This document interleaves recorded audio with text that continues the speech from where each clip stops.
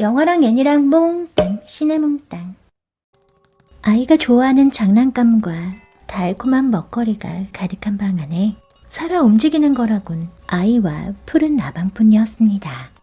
푸른 나방은 아이의 유일한 친구이자 가족이었고 반려곤충이었는데요. 그런데 어느 날 아이가 깜빡 잠이 든 틈에 푸른 나방이 사라졌죠. 벽 너머에서 들려오는 날갯짓 소리에 벽지를 뜯어내자 그곳에 문이 있었습니다. 아이는 밖에서 불어온 바람에 창문이 펄럭거리는 좁은 방을 뒤로하고 세상 밖으로 나갔는데요. 작은 천막의 밖은 햇살과 나무와 푸른 하늘이 있는 살아 숨쉬는 세상이었죠. 푸른 나방을 찾아 숲을 헤매다가 정글짐에 앉아있는 여우 소년을 만나게 됐습니다. 여우 소년은 아무런 표정도 짓지 못하는 자신의 얼굴을 들여다보고 있었는데요. 그러다 놀란 표정을 짓는 아이를 보고 관심을 보였죠. 여우 소년을 만난 아이는 푸른 나방에게 그랬듯 과자를 던져주었습니다. 하지만 여우 소년이 아무런 반응이 없자 이번엔 과자를 부수어 내밀었는데요.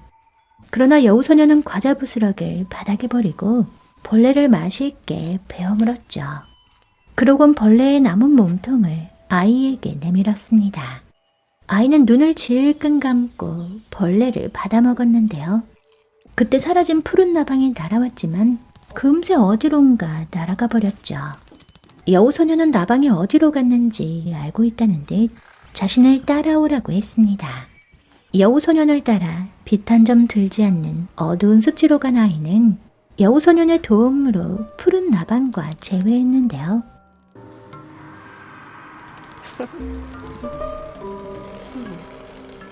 여우 소년과 한결 가까워진 아이는 그의 아지트로 따라갔죠. 푸른 나방의 존재는 잊은 채 아지트로 들어간 아이는 지하 1층 거울의 방에 도착했습니다.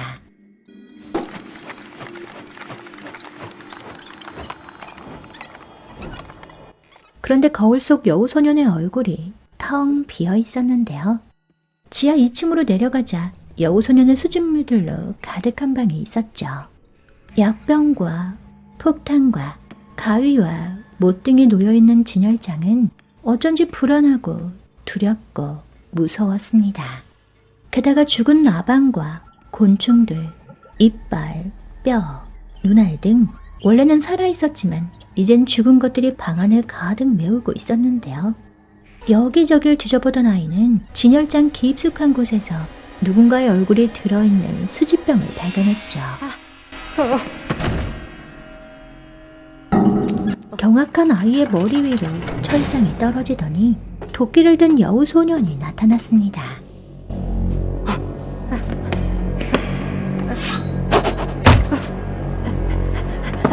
여우 소년의 사냥감이 될지도 모를 위기에 처하자 온 힘을 다해 도망쳤는데요.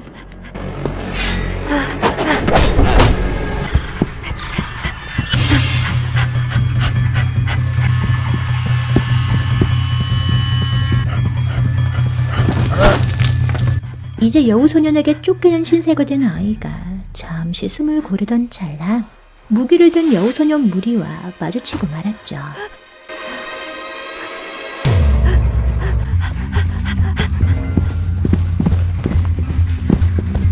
아이는 여우 소년들을 피해 천막으로 돌아왔지만 천막은 이미 무너져 있었습니다. 안전한 자신의 방으로 돌아갈 수 없게 된 아이는 나무 뒤에 숨어 울음을 삼켰는데요. 그때 어디선가 자꾸만 돌이 날아와 다가가 보니 여우 소년이 구덩이에 빠져 있었죠. 도와달라고 애원하는 여우 소년에게 손을 내밀었지만 여우 소년은 결국 끝이 보이지 않는 구덩이 속으로 떨어지고 말았습니다. 그리고 그곳엔 가면만이 남아 있었는데요. 아이는 살아남기 위해 여우 가면을 썼죠. 그러자 여우 소년들은 더 이상 아이를 공격하지 않았는데요. 여우 가면을 쓴 아이는 잠시 고민하다가 여우 소년들을 뒤따라갔습니다.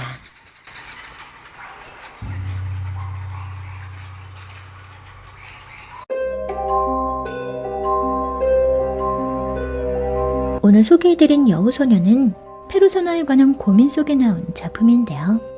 페르소나란 본래 배우들이 공연할 때 쓰는 가면이나 살을 말하죠.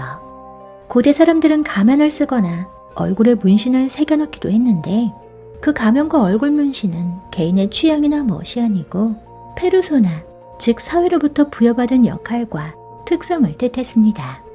심리학적으로는 개인이 사회생활 속에서 사람들로부터 비난받지 않기 위해 겉으로 드러내는 자신의 본성과는 다른 태도나 성격, 사회 규범과 관습을 내면화한 걸 페르소나라고 하는데요. 인간은 페르소나 뒤에 자신의 진짜 얼굴인 본성과 개성을 숨기고 여러 개의 가면을 썼다가 벗었다가 하면서 살고 있죠.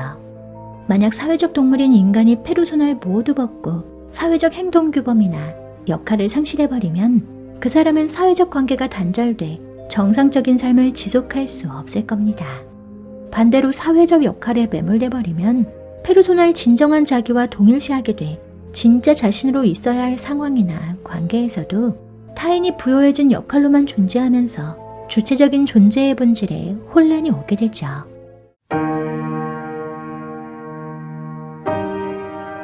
행복, 즐거움, 쾌락 같은 좋은 감정만 존재했던 아이의 방, 아이의 세계는 누구와도 소통할 수 없는 사방이 막힌 공간이기도 했습니다. 이 공간에서 나가야 할 시기를 놓친 채 7살이 된 아이는 자신에게 맞지 않는 아기용 침대와 유아용 장난감이 있는 방에 머물고 있었는데요. 그런데 푸른 나방이 사라지면서 아이의 방에 균열이 생기기 시작했죠. 아이와 나방만이 살아 움직이던 방에 불어온 거센 바람이 모든 걸 뒤흔들었습니다. 창문인 줄만 알았던 게 종잇장처럼 휘날리는 모습은 마치 이곳은 가짜 세상이야 라고 말하는 것만 같죠.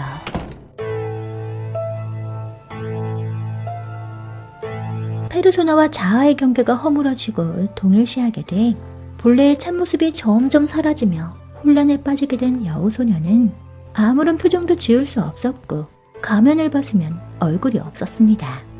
그는 진짜 얼굴에 대한 결핍과 불완전한 심리를 채우기 위해 끊임없이 무언가를 수집하고 사냥하려고 하는 탐욕을 가지고 있었는데요.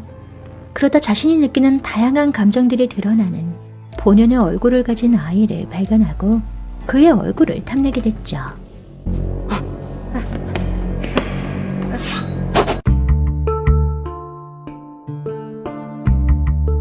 아이는 결국 살아남기 위해 스스로 가면을 썼습니다. 우리 모든 아이처럼 여우소년이 돼가는 과정을 경험했거나 경험할 예정이거나 아니면 아이와 여우소년의 중간 어디쯤에 위치하고 있을 텐데요. 그런데 여우소년은 가면을 쓰는 건 나쁜 거고 진짜 나를 찾기 위해 가면을 벗어야 한다는 메시지를 주려고 했던 건 아니었죠.